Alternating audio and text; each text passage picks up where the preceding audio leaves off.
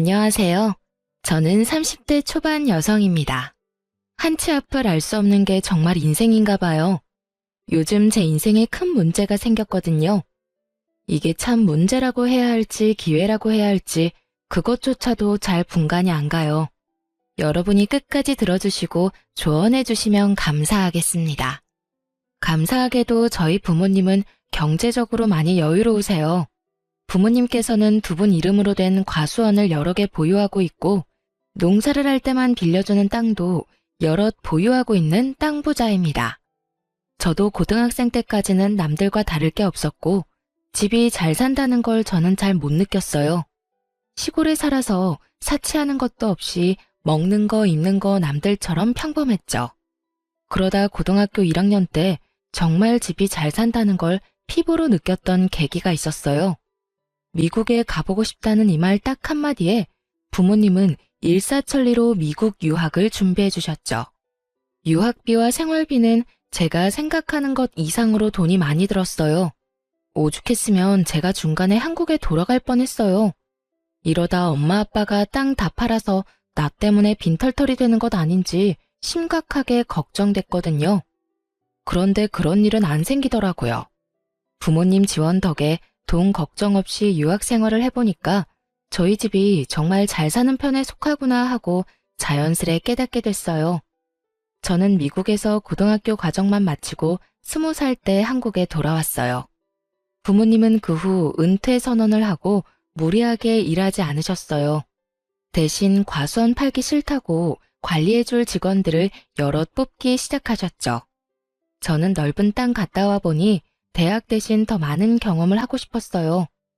부모님께서는 대학은 안 가도 상관없는데 사고만 치지 말라고 하셨고요. 그렇게 저는 한국 잠깐 들어와 있다가 언제나 다시 해외로 빠졌어요. 여행만 다닌 건 아니고 해외 봉사활동도 다니면서 다양한 꿈을 찾아다녔습니다. 그런데 아마 부모님은 제가 부모님 지원만 믿고 자리를 못 잡고 방황만 하는 줄 아셨나 봐요. 어차피 부모님 재산 받으면 평생 먹고 사는데 문제 없었으니까요. 그러다 사회복지사가 되기로 결심했어요. 이 사회에 필요한 사람이 되고 싶었던 게 가장 큰 이유였어요. 다른 직업도 분명 많았지만 사회복지사를 선택한 건 해외에 머무를 때 각 나라의 복지제도에 대해 관심이 많아 이것저것 알아봤거든요. 그렇게 한국에 내려와선 한국의 복지를 가장 가까이에서 들여다보기 시작했어요. 직접 겪어봤는데 직업적인 측면에서 만족도가 크더라고요. 아주 먼 미래에 기회 된다면 지역 복지센터를 직접 창업하고 싶은 꿈도 있었고요. 그렇게 2년 가까이 공부해서 시험에 딱 붙어버려서 사회복지사 2급 자격증을 취득했어요.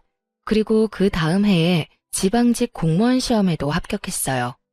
깜짝 놀랐던 부모님 얼굴이 아직도 기억에 선명하네요. 실제로 복지사 일은 제가 생각했던 것과 다른 일들이 많았고 힘들고 바빴지만 보람이 있었습니다. 하지만 나중에 결혼하고 저는 깨달았어요. 일보다 시댁을 상대하는 게 더 힘들다는 걸요. 저는 일하지 않는 날에는 봉사를 주로 했어요. 그러다 봉사하는 곳에서 치과 의사인 제 남편을 만나게 됐죠. 남편은 겉보기에 좀 차가워 보이고 깔끔해 보이는 인상이었어요.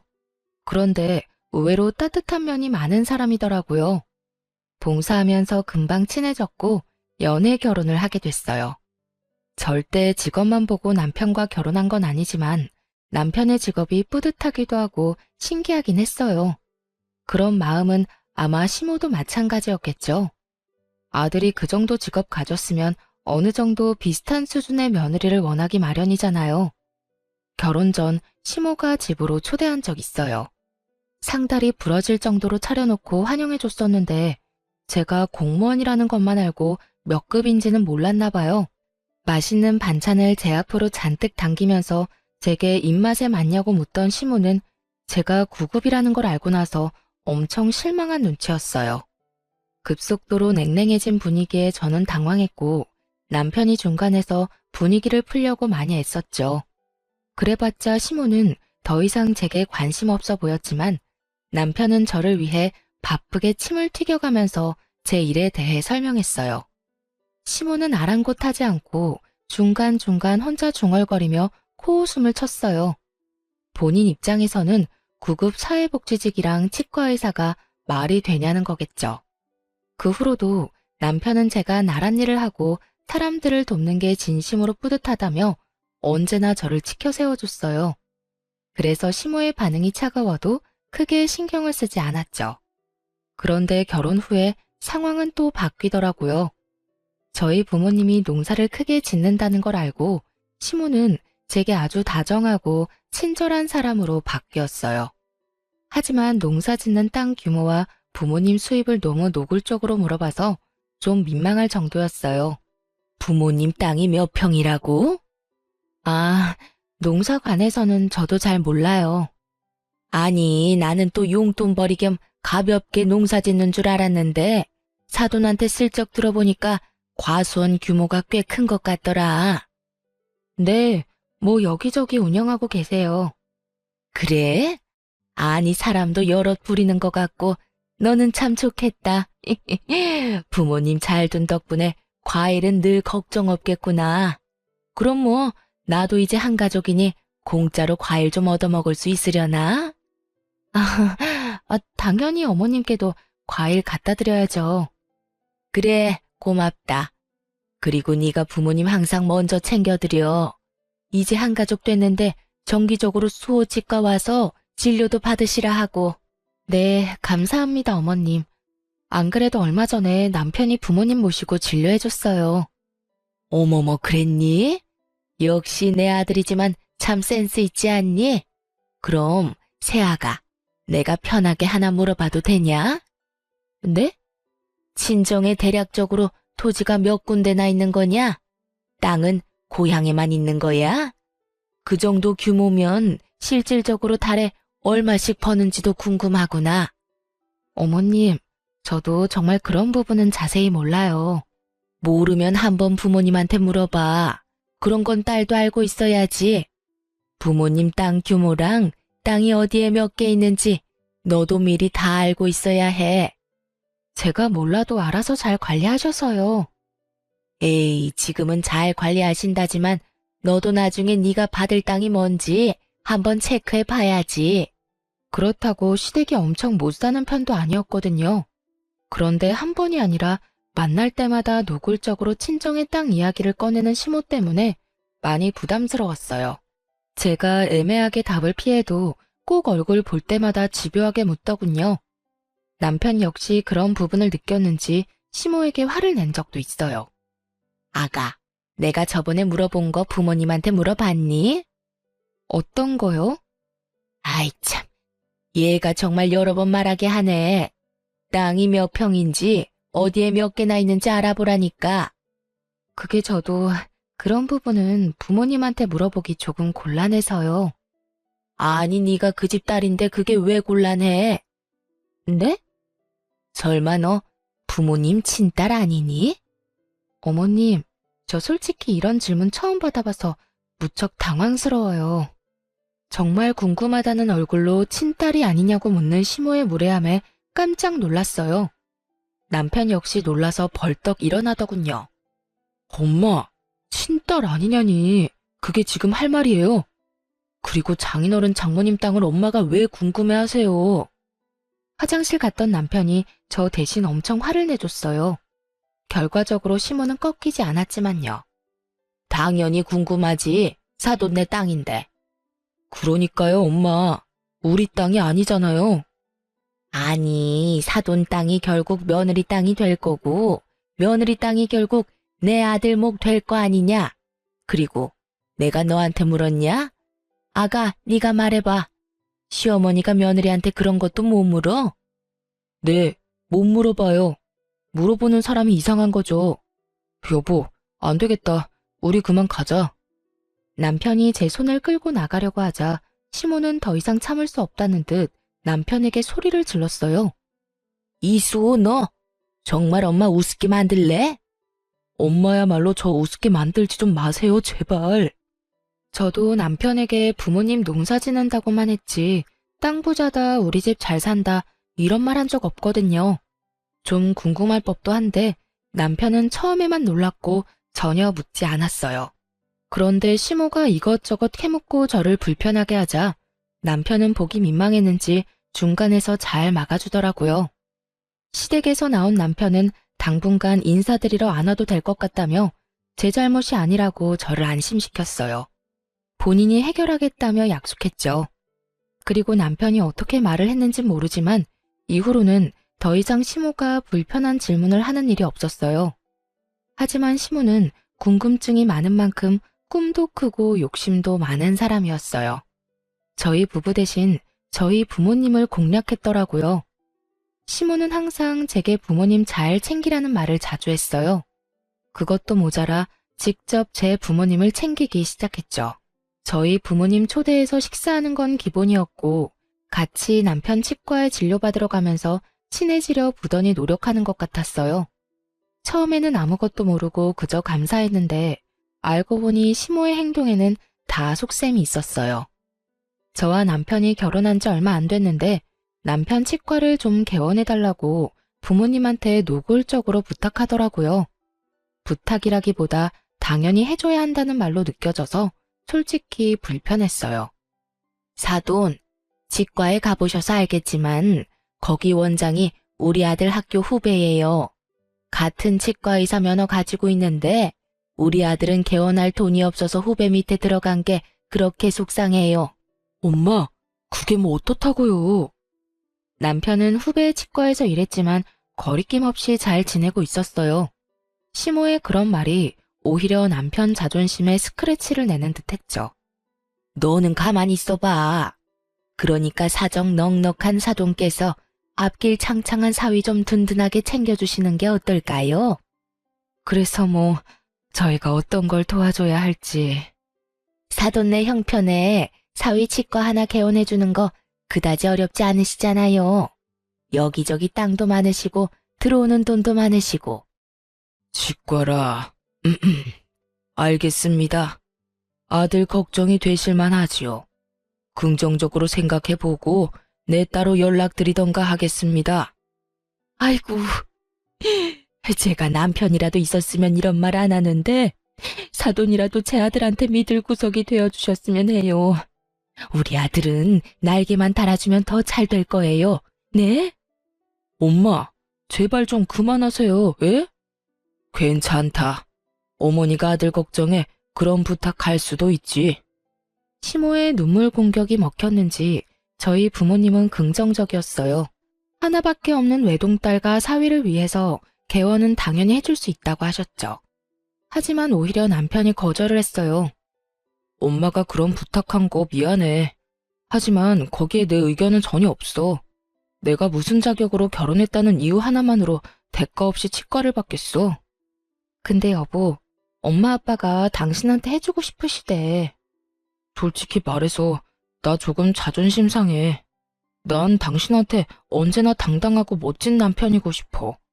언젠가 내 손으로 개원하는 거 보여주고 싶은데 장인어른 장모님 도움받으면 내가 너무 못나 보이잖아. 자기가 못날 게 뭐가 있어. 너무 멋있어서 탈인데. 남편은 언제나 제 일을 존중해주고 든든한 편이 되어주는 존재였어요. 그래서 저도 남편에게 그런 존재가 되고 싶었죠. 저희 부부는 긴 상의 끝에 감사하지만 부모님 마음은 거절하기로 했어요. 하지만 저희 부모님은 자존심이 밥 먹여주는 거 아니라며 독하게 말씀하셨죠. 아니, 자네 갑자기 왜 싫다는 거야? 아버님 개원은 제 힘으로 해결해 보겠습니다. 당장은 못하지만 몇 년 안 걸릴 거예요. 맞아, 아버지. 우리 지금도 충분히 잘 살고 있고 욕심 부리기 싫어요. 욕심을 왜 안 부려? 어느 정도 부리면서 살아야지. 그리고 너는 남편이 싫다 하면 너라도 받자고 해야지. 자네 지금 내가 내 딸이랑 결혼했다는 이유 하나만으로 이러는 것 같나? 치과 진료가 얼마나 비싼데 바가지 안 쓰고 안전한 치료를 우리가 또 어디서 받겠나? 앞으로도 우리 가족 치아 건강은 자네에게 부탁하겠네. 그러니 잔말 말고 자네 몫은 자네가 챙겨. 자존심 부리지 말게나. 살아보니 그게 밥 먹여주는 것 아닐세. 그리고 나는 물러 터진 사위보다 똑똑한 사위가 좋아. 그래야 내 딸도 지키지. 그리고 나도 조건이 있네. 아차 싶었어요. 남편이 친정가족들 치과 치료비를 항상 부담하고 있었다는 걸 생각하지 못했어요. 저야말로 남편이 퍼주는 거 공짜로 다 받아놓고 시모 욕심 부린다고 생각한 게 속으로 좀 창피하더라고요. 아빠는 남편에게 치과를 개원해주는 대신 조건을 걸었어요. 만에 하나 저희 부부가 이혼하면 치과 자리를 당장 빼줘야 하고 더 이상 그 자리는 쓸 수 없다고 하셨죠. 남편은 그럴 리 없다고 깜짝 놀라면서도 진지한 아빠의 얼굴에 알겠다고 대답했어요. 시모 역시 이 소식을 듣고 이혼은 당치도 않는다며 웃었죠. 시모는 친정아빠가 그만큼 저희 부부 잘 살라고 하는 말일 거다 했지만 저는 저희 아빠가 내뱉은 말은 확실하게 지키는 분이란 걸 알고 있거든요. 정말 아빠는 개원할 상가 자리를 계약할 때 변호사를 불렀어요. 이혼하면 일주일 안에 자리를 빼기로 합의한다는 내용의 서류를 남편에게 작성하도록 시켰죠. 그런데 남편이 치과 개원하자마자 거짓말처럼 시모의 하대가 시작됐어요. 제가 남편의 치과 개원에 대해 생색내고 싶은 건 아니지만 만약에 저라면 제가 반대의 상황이었다면 며느리한테 더 잘해줄 것 같은데 저희 시모는 아니었죠. 여보세요? 어머님 어쩐 일이세요? 주변이 시끄럽구나. 요즘도 많이 바쁘냐? 네, 어머님 계속 바쁘네요. 넌 정말 가만 보면 몇 푼 번다고 그렇게 바쁘게 일해? 네? 그러니까 그깟 사회복지사 일 때려치우고 남편 내조나 해줬으면 하는구나. 어머님, 아무리 그래도 무슨 말씀을 그렇게 서운하게 하세요. 저한테는 제 일도 너무나 중요한 일인데요. 정말 중요한 일은 내 아들이 하는 일 같은 거지.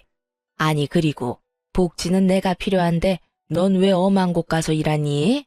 누구 도와줘야 보람 느낀다면 우리 집 와서 날 좀 돕던가. 어머님, 저한테 이 일은 그냥 돈 버는 수단이 아니고 배우는 과정이에요. 저도 나름 꿈꾸는 것들이 있는데 좀 응원해 주시면 안 될까요? 그러니까 그걸 우리 집 와서 배우라니까. 내 말이 이해하기 어렵니? 저 바빠서 이만 끊을게요. 어이구, 그래 너 잘났다. 이런 식으로 자주 전화를 해 바쁜 사람을 괴롭히더라고요. 저는 잘못한 거 없이 혼나는 게 일상이었죠. 물론 가만히 듣고만 있지 않았고 해달라는 대로 다 해주지도 않았어요. 하지만 업무 처리에 이어 시집살이까지 더해지니까 스트레스는 더해갔죠. 남편에게 굳이 말하지는 않았어요. 아니, 따로 말할 시간도 없었어요. 남편 역시 막 개원해서 일이 정말 많이 바빴거든요. 저렇게 최선을 다하는데 굳이 긁어부스럼 만들고 싶지 않은 마음도 컸고요. 그런데 그 전에 제가 먼저 초상날 지경이더라고요. 업무에 치이는 것보다 틈만 나면 똑같은 번호로 쌓이는 부재중 기록이 더 끔찍했어요. 날이 갈수록 살이 빠지고 수척해지자 남편도 어디 아픈 곳 있냐며 묻더라고요. 하지만 업무로 바쁜 남편 역시 저와 비슷하게 살도 훨씬 빠져 있고 얼굴도 수척했어요. 걱정하는 남편에게 저는 함께 거울을 보자며 둘 다 꼴이 많이 아니라며 애써 웃어 보였죠. 보약이라도 지어 먹자며 넘긴 다음 날 큰일이 터진 거죠. 여느 때처럼 시모에게 전화가 왔는데 실수로 전화를 받고 말았어요. 밥 먹기 전에 들으면 체할 것 같아 그냥 모르는 척 끊을까 별 생각을 다 했어요. 그런데 수화기를 뚫고 나오는 시모의 고함 소리에 깜짝 놀랐죠. 야, 너 고졸이라며? 부모님 통해서 우연히 알게 됐는지 우렁찬 목소리로 시비를 걸더라고요. 사실 복지사 2급 자격증은 대학교 졸업이 필수인데 제가 유학까지 갔다 와선 뒤늦게 사회복지에 관심 생겨 학점 은행제로 준비했거든요. 온라인으로 취득한 학위이고 부모님도 그럴듯한 대학교는 다닌 적 없다고 알고 계시니 시모에겐 고졸이라고 말했던 거겠죠. 그걸 어떻게 들었는지 아주 속았다며 씩씩거리는 시모였어요. 시골 출신에 고등학교밖에 졸업 못했는데 감히 치과 의사인 내 아들을 넘봐? 너 도대체 양심이 있는 거니? 어머님, 고등학교만 졸업한 게 무슨 죄라도 지은 거예요? 제가 왜 어머님한테 이렇게 혼나야 하는지 도통 모르겠네요. 저는 유치하지만 욱해서 저 미국 유학 간 건 못 들으셨나 봐요? 라고 할 뻔했어요. 그런데 순간적으로 머리가 핑 도는 바람에 급하게 전화를 끊어버렸죠. 저도 많이 참았으니까 오늘은 남편에게 전부 말해야겠다 결심하면서 말이죠. 그런데 분명 동료들과 점심을 먹으러 가던 중이었는데 눈 떠보니 응급실이더라고요. 여보, 괜찮아? 뭐야, 병원이야? 여보, 나 기억이 없어. 쓰러졌대. 미안해. 내가 쓰러진 건데 자기가 왜 미안해. 울면서 사과하는 남편을 보는데 뭔가 이상했어요. 보니까 제 핸드폰을 꽉 쥐고 있더라고요. 핸드폰을 받고 보니까 역시나 심호 부재중 전화가 100통 넘게 쌓여 있었어요. 제가 눈을 뜨기 전까지 제 핸드폰을 살펴봤나 봐요. 그동안 심호가 저를 구박하고 닥달하는 문자와 연락들을 다 본 건지 너무 미안하다며 병원에서 무릎 꿇고 사과하는 착한 사람이었어요.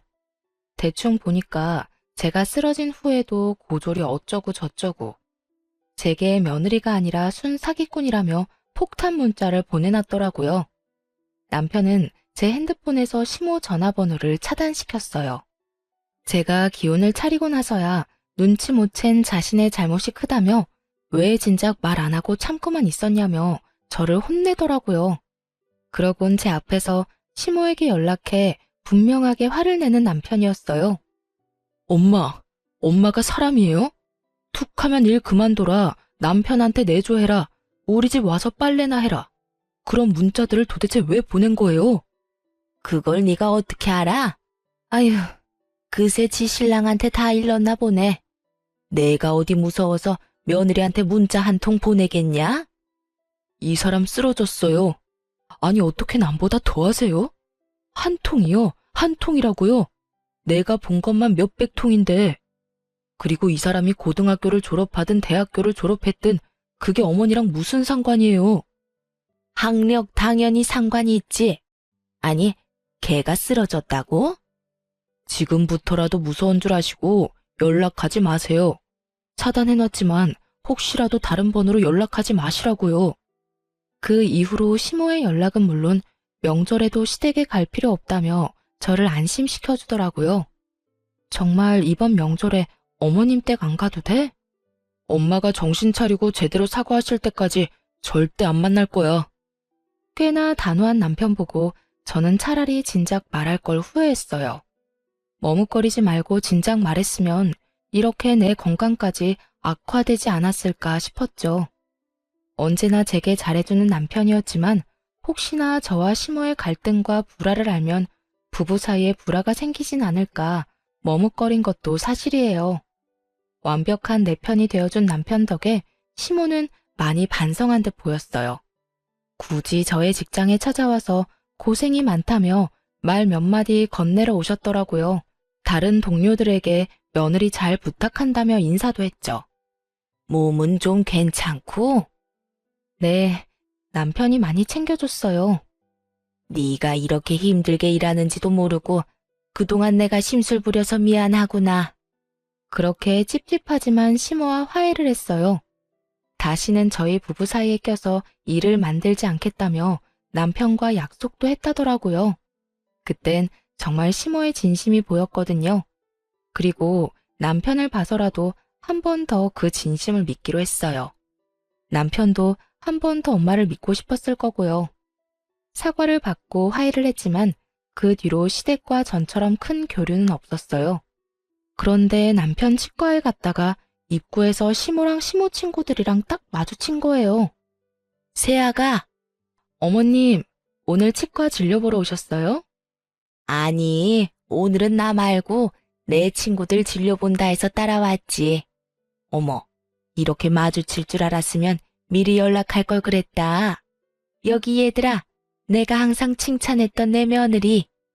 심호는 제게 친한 척 팔짱을 꼈고 마치 친구들에게 사이가 좋다는 걸 보여주려 하는 느낌이었죠. 아, 어머님 친구분들이세요? 안녕하세요. 안녕하세요. 결혼식 이후로 처음 보네요. 결혼식이 워낙 정신없는 날이니까 다들 누군지 기억은 잘 안 났어요. 대충 들어보니 시모의 대학 동문들이었죠. 저 새아가, 혹시 너 차 가져왔으면 유압 식당까지만 우리 태워줄래? 참 차키를 손에 들고 있는데 차를 안 가져왔다고 할 수도 없는 노릇이었어요. 게다가 시모가 전보다 조심스럽게 부탁을 해서 딱 잘라서 거절하기 어렵더라고요. 아직까지는 시모랑 관계가 많이 어색했어도 시모만 있는 게 아니었으니까 눈 딱 감고 부탁을 들어줬죠. 그런데 식당까지 태워주고 가려는데 시모가 밥 먹고 가라며 계속 붙잡아서 저는 예상에도 없던 식사 자리까지 합석하게 되었어요. 한참 식사를 열심히 하던 시모 친구들은 갑자기 웃으며 영어로 대화를 시작하더라고요. 너무 어이가 없었죠. 이게 뭔 일인가 싶었고요. 안 그래도 자리가 불편해서 밥을 깨작거리고 있었는데 난데없는 영어 대화에 이게 무슨 상황인가 눈치만 살폈죠. 영어로 대화하는 걸 한참 가만히 듣고 있었는데 듣다 보니 학벌에 민감했던 게 아마 친구들 때문이었던 걸까 싶었어요. 몇 명이 좀 유난스럽게 발음을 굴리며 저를 한 번씩 쳐다봤거든요. 아마 알아듣는지 못 알아듣는지 마치 저를 테스트하는 것 같았어요. 그리고 시모는 친구들보다는 서툰 영어였지만 대화에 참여하기 시작했죠. 의도를 알고 나니 기분이 조금 나쁠 수도 있는 상황이었지만 저는 그냥 나이에 관계없이 언어를 열심히 공부하는 시모와 시모 친구들이 오히려 멋있다고 생각이 들더라고요. 그런데 갑자기 시모 친구 중 한 명이 저를 보고 기분 나쁘게 웃었어요. 지금 우리 대화 못 알아듣는 거냐고 그 사람이 말하기 시작하자 그들의 일상적인 대화는 멈추고 타겟은 제가 되었죠. 시모 친구가 제 얼굴이 성형하지 않은 자연인지 묻더라고요. 그리고 시모는 못생겼지만 자연이라고 답했어요. 전부 다 문법도 틀리고 그렇게 영어가 유창한 것도 아니었는데 그런 실력으로 저를 험담하는 게 너무 기분 나빴죠. 어머님, 모르셨나 봐요. 저 자연 아니고 코는 주사 맞은 거예요. 그리고 그 정도 유치원생 수준의 영어는 저도 다 알아듣죠. 어머님 사람 참 쉽게 안 바뀌죠? 친구들 앞에서까지 저를 모욕 주시네요. 제가 꽤나 유창하게 영어로 말하자 한 번에 못 알아듣는 시모와 친구들이었어요. 제가 미국에서 고등학교 졸업했다고 시모에게 굳이 말 안 하길 잘했다 생각했죠. 그럼 그 실체도 모르고 넘어갔을 테니까요. 막상 제가 영어를 너무 잘하자 시모는 또 깜짝 놀라는 눈치였어요. 고졸은 그 정도 영어도 못하겠지 또 속으로 무시했겠죠. 시모 친구들도 제게 영어 발음이 너무 좋다며 칭찬하면서도 제가 말한 걸 절반도 못 알아들었는지 괜히 머쓱해하는 눈치들이었죠. 저는 다시는 시모에게 속지 않으리라 생각하고 이만 자리를 뜨려고 했어요. 시모 친구가 알 수 없는 말을 하기 전까지는 말이죠. 촌스러운 진주 목걸이를 맨 시모 친구가 호웃음을 치며 제 호기심을 자극하는 말을 하더라고요. 어머, 그런데 영어 잘하는 거 보니까 거짓말은 아닌가 보네. 네? 땡땡 여자대학교 나왔다면서요? 수호 엄마 말이 사실인가 봐. 솔직히 의심했거든요. 그렇잖아. 그깟 공무원 할 리가 없잖아. 근데 공부도 잘하면서 왜 돈도 얼마 못 버는 공무원 일을 해요? 혹시 부모님 믿고 돈 욕심은 안 부리는 타입인 건가? 아니, 뭔가 오해가 있으신 것 같은데 저는 땡땡 대학교 안 나왔습니다. 응? 분명 땡땡 여자대학교 나왔고 7급 공무원이라 들었는데. 수호 엄마, 말해봐. 며느리 땡땡 여대 나왔다며? 아니, 그게 말이야. 처음에는 시모의 친구들이 여러 명이니까 며느리들을 헷갈렸을 수도 있겠다 싶었어요. 그런데 흘러가는 분위기를 보니 시모가 저에 대해 거짓말한 게 분명히 맞더라고요. 시모는 곧 얼굴이 벌개져서는 오히려 제게 따지기 시작했어요. 아마 자기 장단을 좀 맞춰달라는 신호를 보낸 거겠지만 제가 호구도 아니고 그 상황에서 왜 시모 장단을 맞춰주겠어요? 너 무슨 소리냐? 뭐 잘못 먹었어? 아이 참, 우리 며느리가 저번에 과로로 쓰러지고 아직 상태가 안 좋나 봐. 어머님, 저 멀쩡해요. 제가 땡땡여대 나왔다고요? 저 고졸이라고 어머님이 소리 지른 그날 저 쓰러졌었잖아요. 기억 안 나세요? 어머 세상에 고졸? 명문대 나왔다는 거 다 거짓말이었네. 콧대 높은 시모 친구들은 이때까지 며느리 자랑해왔던 게 다 거짓말이었냐며 시모를 비웃기 시작했어요. 이게 친구 사이가 맞는 건지 헷갈릴 정도로요. 심지어 몇 명은 기분 나쁘다며 곧바로 자리를 박차고 일어났고 2명은 남아서 시모에게 왜 거짓말을 했냐며 끝까지 따져 물었죠.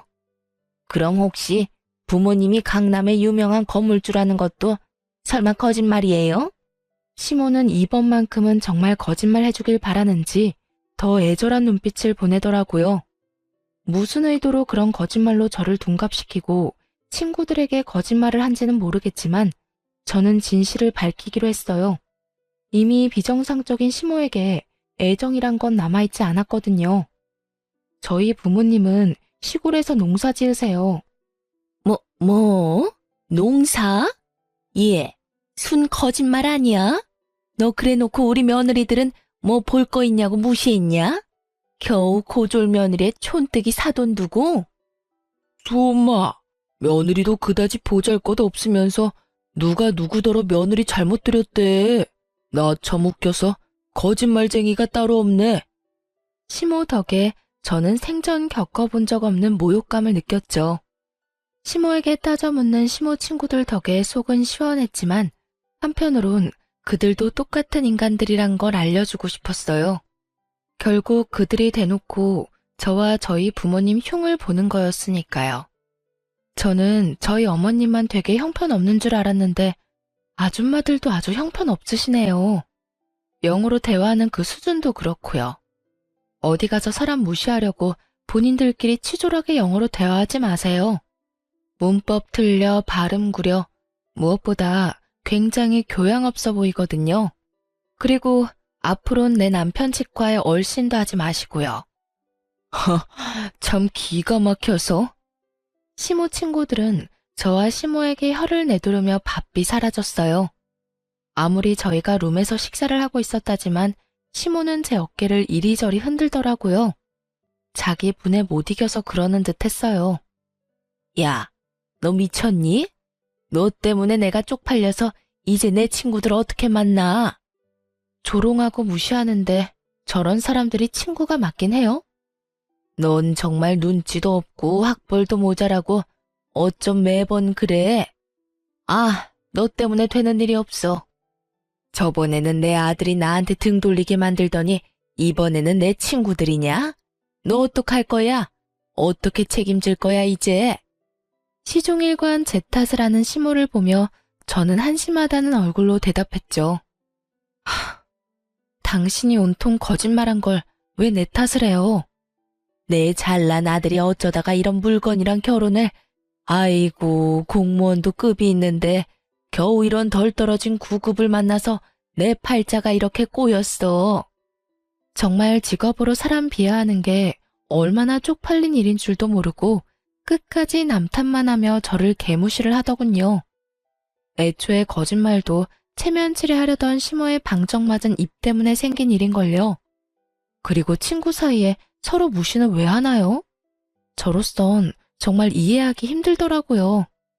심지어 마지막엔 넘어선 안 되는 선까지 넘고 말았죠. 그 전까지는 시모만 안 보면 그만이라 생각했어요. 하지만 마지막 시모의 말에 저는 남편과 꼭 이혼을 해서라도 이 아줌마와 연을 끊겠다고 다짐했죠. 아이, 부자면 뭐해 부자면. 겨우 농사일이나 하는 시골 출신 사돈들 내가 뭘 자랑하겠냐고. 내세울 게 있어야 할 거 아니야. 강남 땅 부자라고는 해줘야 내 기가 살지. 그래야 치과의사인 내 아들 기가 살지. 내가 거짓말한 게 내 잘못 같니? 네 부모랑 네 잘못이란 생각은 안 들어? 듣다 부모님 욕까지 하려는 시모에게 저는 분명하게 선언했어요. 아마도 그녀가 가장 듣기 싫어할 말을요. 아, 그러세요? 그럼 당신 아들 치과 개원시켜준 게 누군데? 바로 우리 부모님이야. 그새 잊었어? 곱게 늙어 이 아줌마야. 그렇게 살다간 당신이 끔찍하게 여기는 잘난 아들 삶까지 철저히 망가질걸? 뭐? 야, 너 말하는 게 아주 싹수가 노랗구나. 이제야 본색을 드러내고 있어. 내 아들이 이 모습을 봐야 하는데.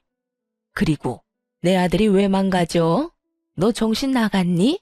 네가 뭔데 내 아들에 대해 함부로 떠들어?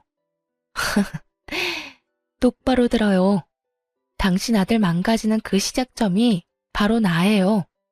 당신 아들이랑 당장 이혼할 거니까 혹여나 붙잡을 생각 마요. 난 이만 물러날 테니까 본인이 꿈꾸는 며느리랑 사돈들 열심히 찾아서 꼭 당신 잘난 아들 옆에 새로 세워요. 알겠죠? 너 주제를 모르구나. 네가 없다고 우리 아들이 왜 망가져? 참나, 내가 못할 줄 알아? 내 아들 이제 어엿하게 치과 개원해서 원장인데 돌싱이라도 너보다 좋은 스펙 여자들 줄을 설 것이다 아마. 아줌마, 과연 그럴까요? 제가 마구 비웃자 시모는 기분 나쁘다며 벌떡 일어나 저의 멱살을 잡기 시작했죠. 강하게 뿌리치려는 그때 마침 식당에 도착한 남편이 아연질색하며 시모를 대신 밀치더군요. 이젠 남편이 어떻게 알고 찾아온 건지도 상관없었어요. 저는 시모에게 질릴 대로 질려서 남편 역시 꼴도 보기 싫더라고요. 당신 괜찮아? 안 괜찮아 보다시피. 당신이랑 당신 엄마 이제 정말 지긋지긋해. 난 정말 더 이상은 당신이랑 엮이고 싶지 않아. 너희 엄마 나로 모자라서 이젠 우리 부모님까지 모욕하더라. 인간이라면 절대 하면 안 될 짓이지. 더 이상 상종하고 싶지 않아. 여보, 내가 정말 미안해. 일단 우리 집 가서 얘기하자, 응? 아들, 뭘 네가 미안해. 이제 쟤랑 끝이다. 네가 방금 쟤 말하는 꼴을 봤어야 해. 아주 몹쓸 물건이야 저거. 엄마, 제발 그만해요, 제발. 이제 정신 차렸다면서요. 아들, 넌 이제 엄마 말은 들어보지도 않을 거야? 저 여우 같은 게 저번부터 슬슬 이간질하며 너랑 내 사이 갈라놓는 걸 아직도 모르겠어? 그건 엄마겠죠. 멀쩡한 아들 부부 사이 갈라놓는 게 엄마잖아요. 아니, 아들이 치과에서 하면 뭐해요? 나 아직 아무것도 아니야. 공부한다고 쌓인 학자금 갚느라 아직 숨통도 안 트였어. 겨우 이 사람이랑 장인어른 지원 덕에 먹고 사는 거라고. 근데 이게 무슨 경우야? 엄마가 무슨 자격으로 내 결혼 생활을 이런 식으로 망쳐요? 남편이 울부짖는데도 시모는 믿는 구석이 있는지 코웃음을 치더군요. 걱정 마. 엄마가 변호사 알아볼 테니까. 이혼하면서 재산 반은 들고 올 수 있다는데 네 몫은 엄마가 변호사 써서 단단히 챙겨줄 거야. 아무런 이유 없이 이혼당할 수는 없지. 너 이제 원장님이야. 무서울 거 없고 꿀릴 거 없다고. 말도 안 되는 소리 마요, 진짜. 그리고 그 치과가 내 거예요? 아니, 엄마는 왜 사람이 고마워할 줄을 몰라요, 왜? 참나, 이제 네가 원장인데 당연히 네 치과지. 그리고 줬다가 빼앗는 게 뭐 쉬운 줄 아냐? 어디서 주워 들은 건 있는데 무식해서 정확하게 알지 못하는 시모였어요. 왜 그런 말이 있잖아요. 무식하면 용감하다. 딱 그런 모습이더라고요. 유책 사유도 제게 없을 뿐더러 부부 재산을 반반 나누기에는 혼인 기간조차도 한참 모자랐죠. 남편은 이미 알고 있는 눈치인지 새하얗게 질려 연신 나불대는 시모의 입을 막기 급급했죠. 저는 그런 시모의 모습에 제대로 웃음이 터졌어요. 아, 너무 웃겨서 눈물이 다 나네. 죄송하지만 저 한마디만 할게요. 저 지금까지 봉사하고 다니느라 모은 돈 많지 않아요. 아직 부모님한테 상속받은 거 아무것도 없어서 재산은 하나도 없다고요. 있다 해도 법적으로 나눠 가질 수 없는데 뭘 제대로 알고나 말하세요. 반반 나누기에는 결혼 생활이 너무 짧잖아요. 뭐 우리가 이렇게 단기간에 이혼하는 건 다 아줌마 탓인 건 아시죠? 재산을 반으로 나눌 수 없다는 말에 시모는 꽤나 당황하는 눈치였죠. 그러더니 호흡이 점점 거칠어지더군요.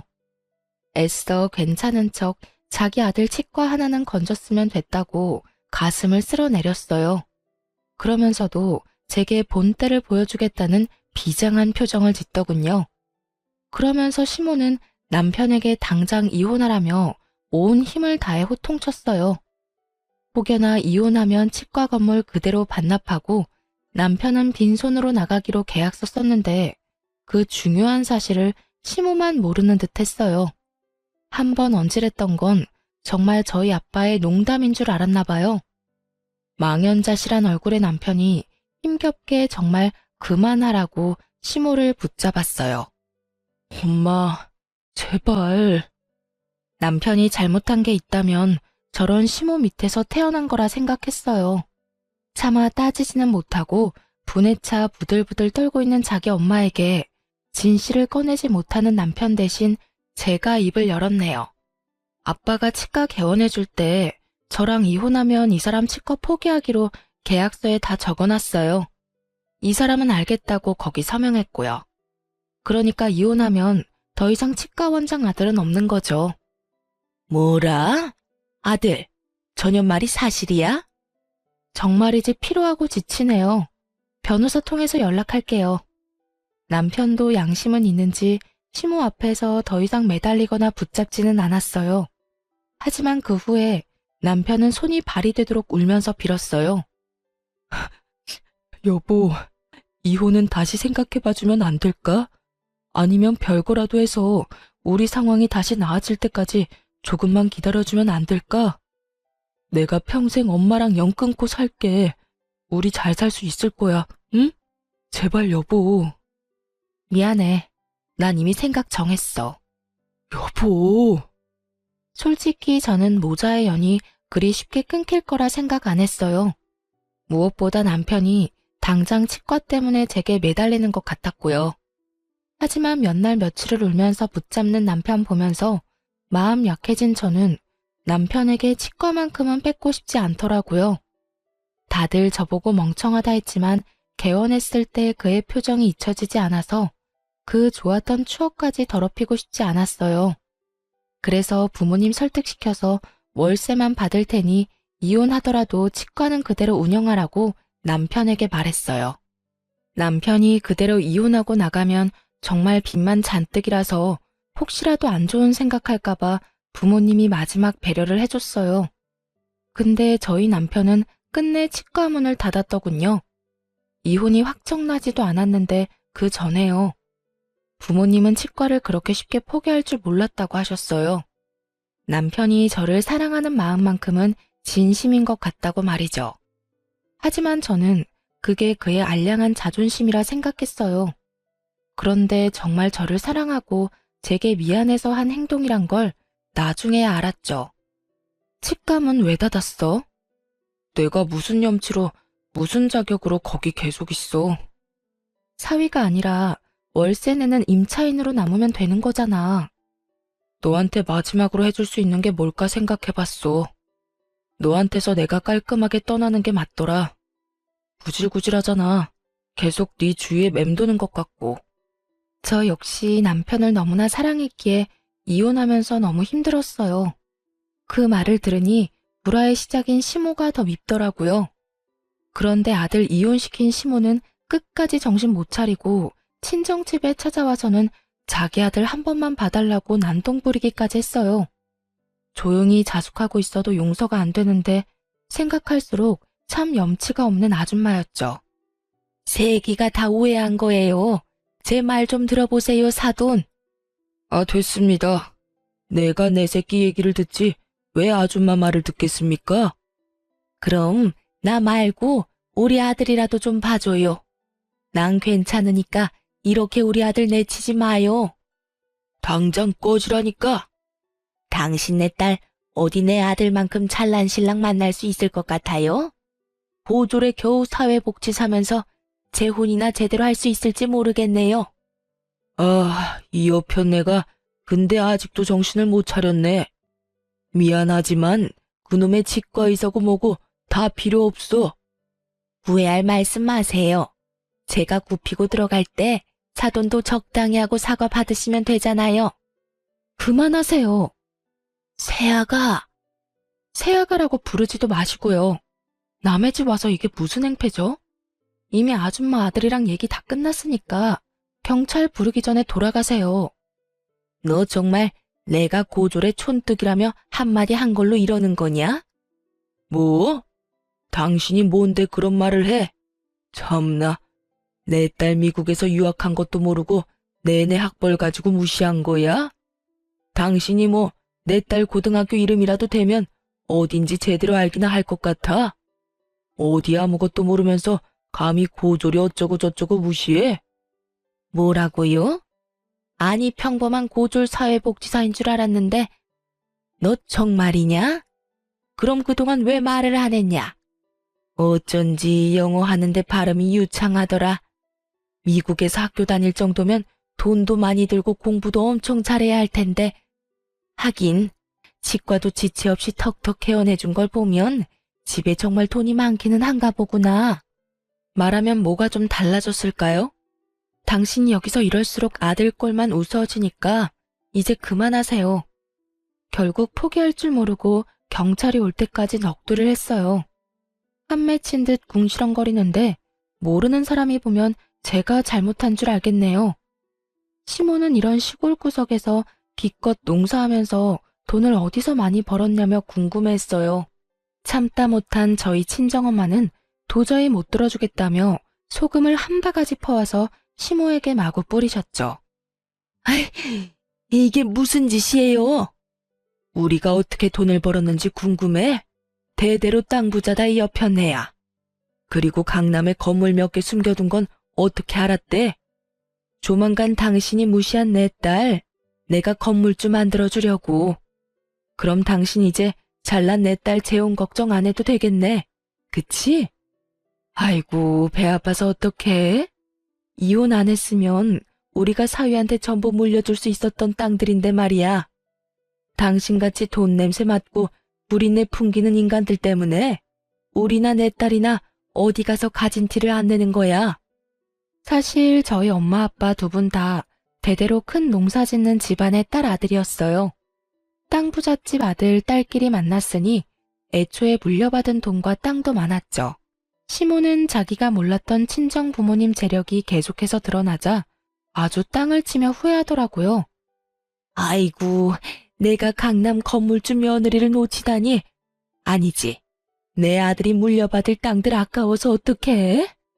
갑자기 정신이라도 번쩍 차린 듯 시모는 저와 저희 엄마께 무릎 꿇고 연신 빌더군요.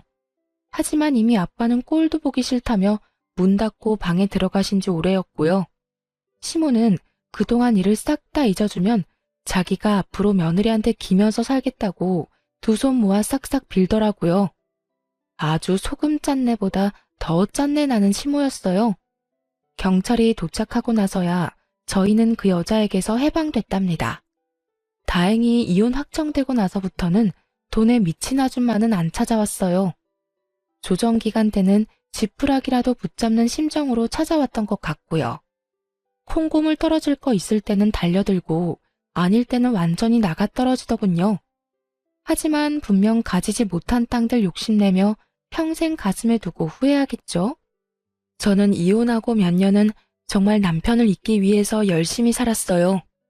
그리고 현재는 복지직 일도 그만뒀답니다. 결코 시모의 비하 때문에 그만둔 건 아니고요.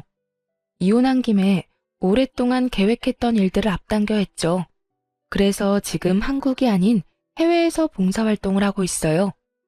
아직도 세상 어딘가에는 제 도움을 필요로 하는 곳이 있으니까요.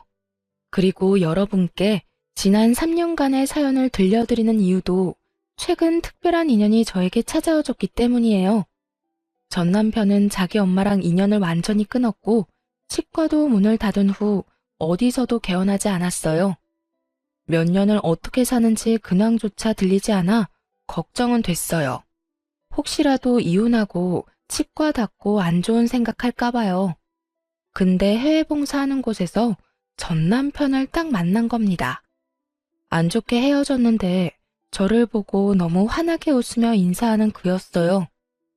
저는 처음에는 너무 놀라서 모르는 척 그의 인사를 안 받아줬어요. 하지만 그는 계속해서 이를 핑계로 저에게 다가왔습니다. 저는 또 어쩔 수 없이 앞으로 반년을 그의 얼굴을 보고 지내야 하는 상황이라 대화는 받아줬어요. 그런데 며칠 전 그가 이렇게 말했죠. 우리 다시 시작하면 안 될까? 미쳤어? 처음에는 정말 미쳤다고 생각했어요. 하지만 타지에서 기댈 곳이 필요했던 저는 은근히 흔들리기도 했네요. 이렇게 여기저기 떠돌아다니면서 우리가 마음 가는 곳에 정착하자. 나 어디서든 밥벌이는 할 수 있어. 프로포즈는 한 번으로 좋게. 더 이상 너랑 엮이고 싶지 않다는 말 기억 안 나? 그건 우리 엄마한테 하는 말 아니었어. 나 우리 엄마랑 완전 인연 끊었어. 솔직히 금방 끊지는 못했어. 그럴 자신이 없어서 너랑 이혼도 한 거였어. 너 더는 힘들게 하고 싶지 않았거든. 이혼 후에 전시모는 보란 듯이 더 잘 살아야 된다며 집안 괜찮은 여자 소개시켜 줄 테니 얼른 재혼하라고 아들을 들들 볶았나 봐요. 전시모는 하루도 빠짐없이 여자 리스트를 뽑아왔다고 하더라고요. 전 남편은 안 그래도 저와 이혼 후 많이 힘들었는데 더 힘들게 하는 엄마를 보면서 마음을 다잡고 결심했대요. 자기가 숨쉬고 살려면 엄마와 시간을 두고서라도 모자의 연을 완전히 끊어야겠다고요. 그렇게 전 남편은 모든 걸 정리하고 백수로 며칠 살다가 우연한 기회로 제 소식을 듣고 함께 해외 봉사에 참여한 거였대요. 저는 감정에 휩쓸려 같은 실수를 반복하고 싶지는 않아서 그를 외면하곤 곧바로 한국에 계시는 친정 부모님께 말씀을 드렸어요. 그런데 엄마 아빠가 싫어하는 눈치는 아니었어요. 아빠가 말씀하시길 전 남편이 이혼할 때도 몇 번이나 자기가 모자라서 생긴 일이라고 찾아와서 무릎 꿇고 사죄했다고 하더라고요. 그리고 전 남편은 이혼하면서 결혼 후 치과 운영했던 개월수를 계산해서 월세도 한꺼번에 입금했다 하네요. 부모님은 일부러 제가 신경 쓸까봐 말 안 했고요.